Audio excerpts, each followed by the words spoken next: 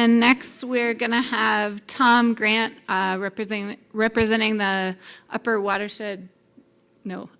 Gunnison Watershed Conservation District. Thanks. Let's see.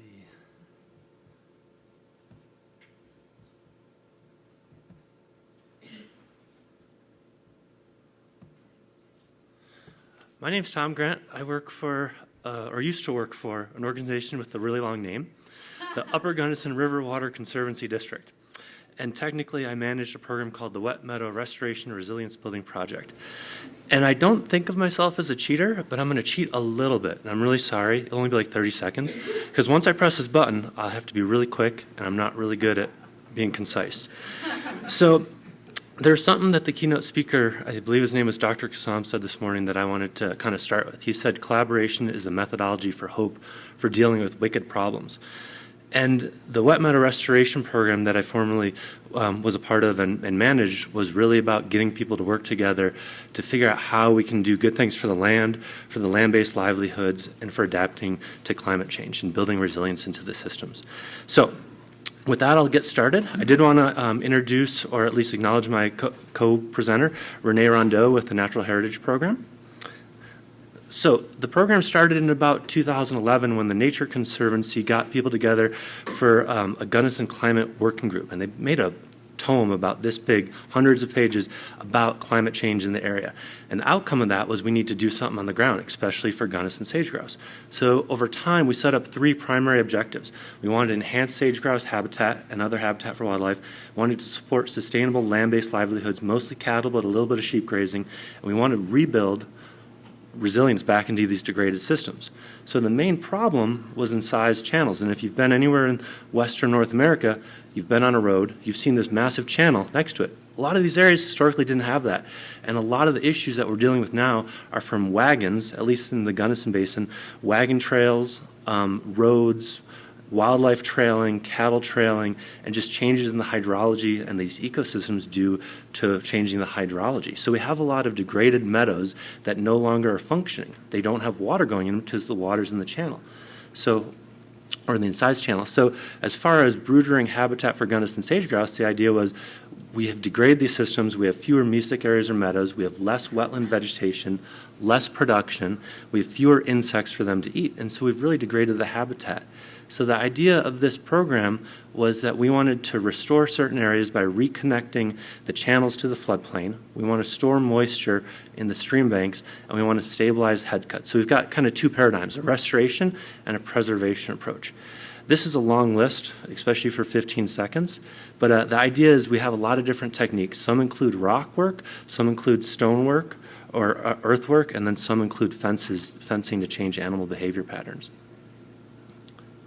So I wanted to really quickly give a couple examples. This is a one-rock dam. It's 1 rock high. It's called a grade control structure, and it basically goes into a very small incised channel and lifts it up a little bit. It reduces the grade. It stores water. It spreads water a little bit, and then that's one of the main options. Another one is called a plug and spread structure, which is done with heavy equipment, mostly a bulldozer.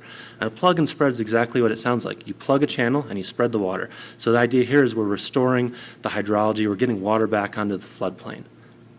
So I wanted to give a couple before and after examples. This is a media luna. On the left is before installation. On the right is after. You can't see the media luna because the vegetation's been so productive and profuse. But the idea is that it's really recovered that meadow. Here's a large head cut, an erosional structure. This is about 4 to 6 feet deep in different places. And the idea of this log and fabric structure is that we're going to stop that head cut. So this is preserving the meadow from additional degradation. This is a picture of a plug and spread, and it's actually a plug and spread that reconnects the floodplain with the incised channel on both the valley left and the valley right-hand side. On the right-hand picture, you can't even see it.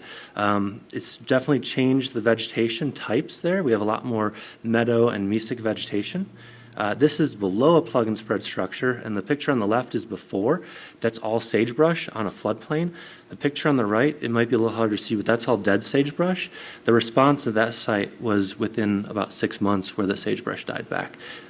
And then I wanted to cover a little bit about monitoring. I don't expect you to read this, but the idea is the Natural Heritage Program and Renee Rondeau have done extensive monitoring over 200 transects with photo points at about 12 different sites. We have control structures that don't have restoration structures, and then we have restoration or treated areas. So we use line point intercept. We usually summarize that based on wetland codes from the USDA obligate or facultative wetland species, and then we mostly look at change over time and change between the control and the transects. Wanted to quickly talk about a little bit of the data. The blue is the treated areas. This is percent cover of wetland species. The orange are the control sites. There's a pretty good increase in the wetland species in the treated areas compared to the control areas. This is a complicated graph, so I'm only going to show a little bit of it. But basically, these are box and whisker plots, and I want to talk about one site, and the blue is the treated areas. So we're looking at wetland species cover, at the slope of wetland species cover change over time. And in all of our sites, not all, but most sites, we've seen increases in the wetland species cover. That went way faster than expected. So we had 3 recent awards from the Forest Service, Association for Fish and Wildlife Agencies, and then also a local award from one of the local advocacy groups. So in conclusion, we've increased the amount of wetland species cover, even during drought years, so that's rebuilding resilience. We expected to see a decrease in upland species, but we didn't. So we're actually seeing an increase in production because we have the same or more amount of upland species cover and as many increase in the wetland species cover. We also saw an increase in species richness. We saw a decrease in most of the invasive species, primarily Canada thistle, and we saw a decrease in bare ground at most sites. Whew. So, overall, it's been a really neat project because it's been a collaborative effort of so many people and organizations, and so it's been a neat project to be a part of because it hasn't been a project that was a win-lose. We always viewed it, and the Nature Conservancy really drove this home from the very beginning. That had to be a win-win-win. A win for the ecology, a win for the land users, and also a win for the plants and animals. So I think I have 2 questions, unless I've talked too long.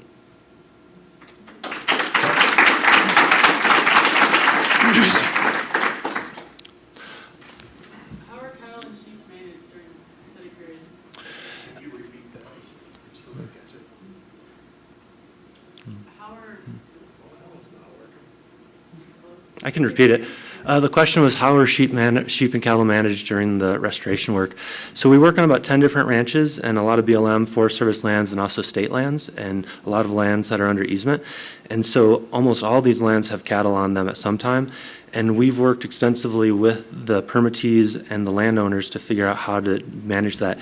We've rarely asked them to change their grazing patterns. Sometimes when we do heavy equipment work, we often ask them to not graze that next spring. Or to graze the spring but not graze that summer. So we've tried not to have a heavy impact on their patterns of grazing, but also acknowledge that sometimes these sites do need a little bit of recovery period. We've started to do some work with GPS shut collars on cattle, and we would be basically making virtual fences around small areas that we're doing the restoration work in, with the goal that we can keep the cattle off of the bare ground. The earthwork creates a lot of bare ground, so we do seed that, but we often get a lot more vegetation after the work, especially if a big winter or a wet spring.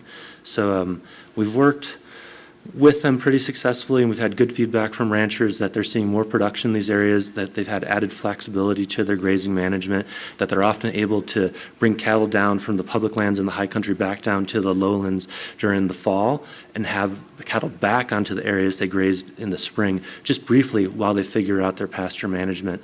So I think it's been really successful for some ranchers, and that's, I think, made everyone pretty happy that we can work together kind of on that landscape scale context. Is there another question? Yes? So I was curious if there's been a response or if you've looked at Gunnison sage grouse and if they're using these areas or if there's an increase in insects within your preserved or restored areas. That's sort of the million-dollar question with the threatened listing of the Gunnison sage grouse in 2014. We have about 30 camera sites, photo traps for Gunnison sage grouse in areas they use, and those are in control areas that we work in or don't work in.